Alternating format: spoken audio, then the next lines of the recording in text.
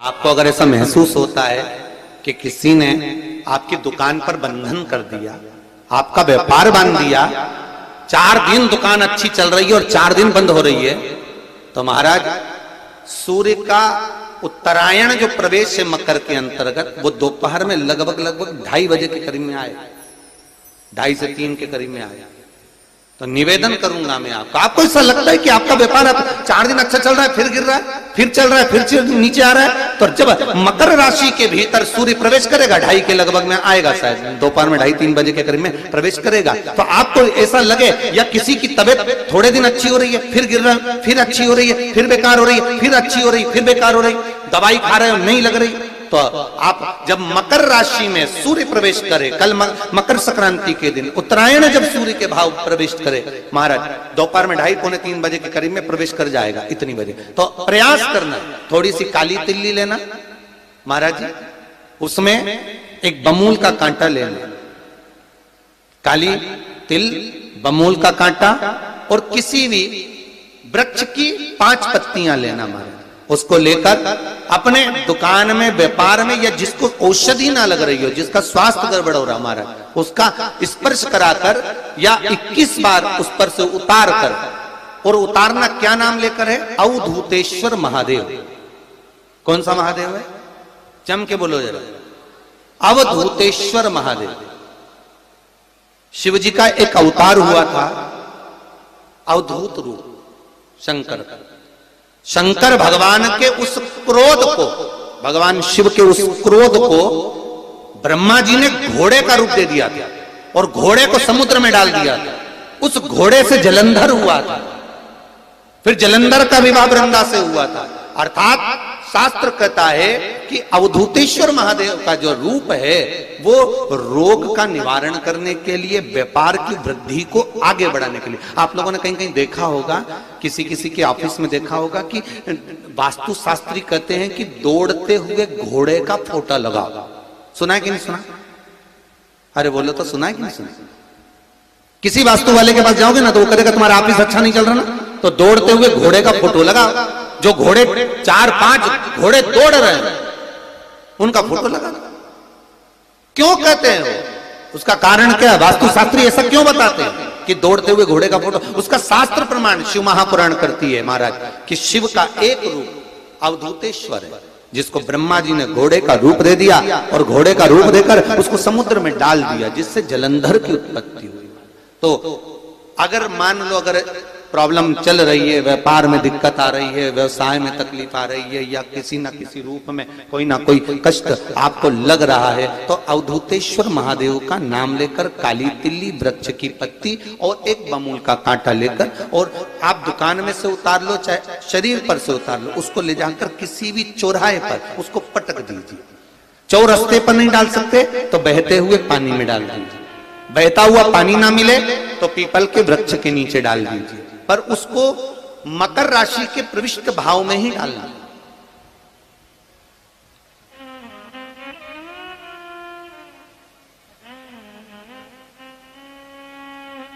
प्रविष्ट भाव।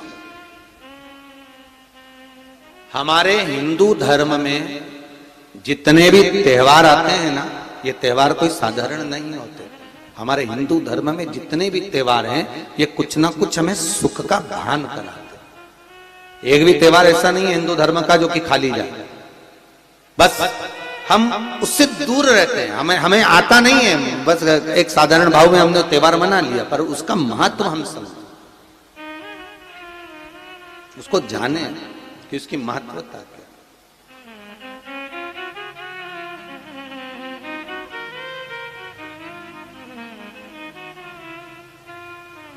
बस हृदय चित्त हो।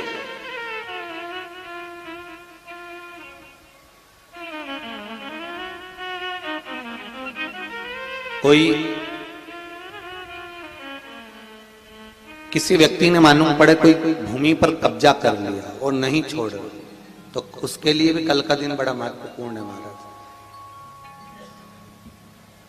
उसके लिए भी कल का दिवस बड़ा महत्वपूर्ण है महाराज। मान लो अगर कोई कब्जा कर लिया हो और वो प्लाट या कोई दुकान, कोई व्यापार की स्थान नहीं छोड़ रहा, तो उसके लिए भी कल का दिन शास्त्र कहता है महाराज जी, शमी पत्र की 5 पत्तियां, कितनी पत्तियां लेना है?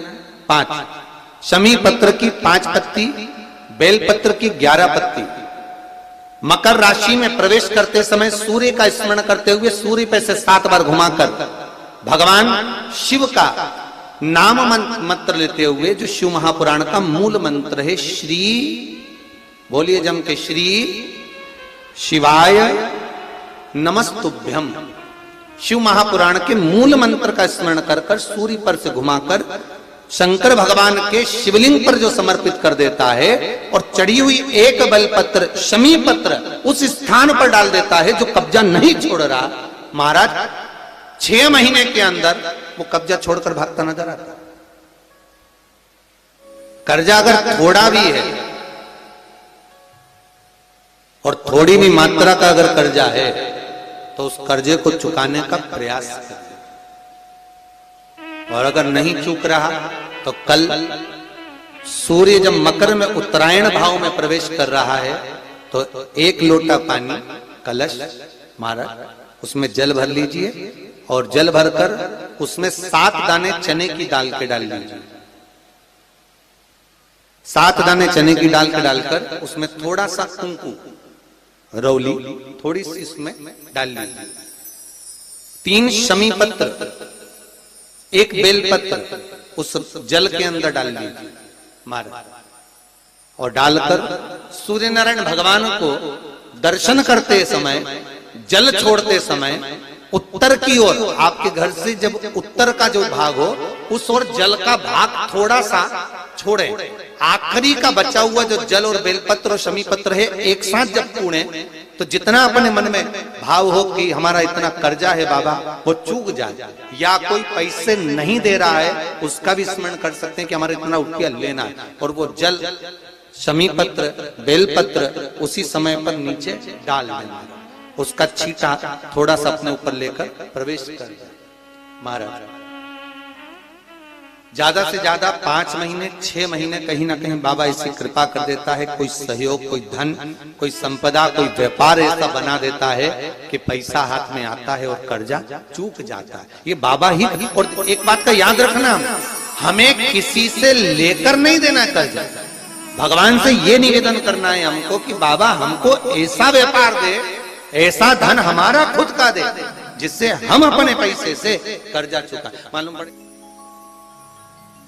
कर्ज मुक्ति के लिए कल आप लोग अर्घ अवश्य दें, सूर्य का स्मरण करें, सूर्य देवता का, और अर्घ प्रदान करें। निवेदन एक और है, जिनके शरीर धूजता अर्थात हाथ पैर में कंपन उत्पन्न होता हो, या हाथ पैर में कहीं कंपन का भाव लगता हो, ऐसा महसूस होता हो कि हाथ पैर धूजते हो, तो कल सूर्य को जब अर्घ दें तो उसमें काली मिर्ची पीस कर डालकर फिर सूर्य को अर्घ मारें। अर्घ देने के बाद में जो जल आप जमीन पर छोड़ेंगे उसका भाग थोड़ा सा अपने शरीर पर लगा लेंगे जहां जहां पर कंपन उत्पन्न होता। या कोई डॉक्टर आपको बोल रहा है कि बाईपास करवाना पड़ेगा या कोई नस चोक हो गई हो, तो उस स्थान पर भी आप उस जगह पर भी उस जल को अवश्य लगाएं, काली मिर्ची का पीसा। कल मकर संक्रांति है, भगवान शिव के पूजन का भी दिन है। खूब प्रेम से आप खिचड़ी का दान दो, लड्डू का दान दो, अन्न दान दो।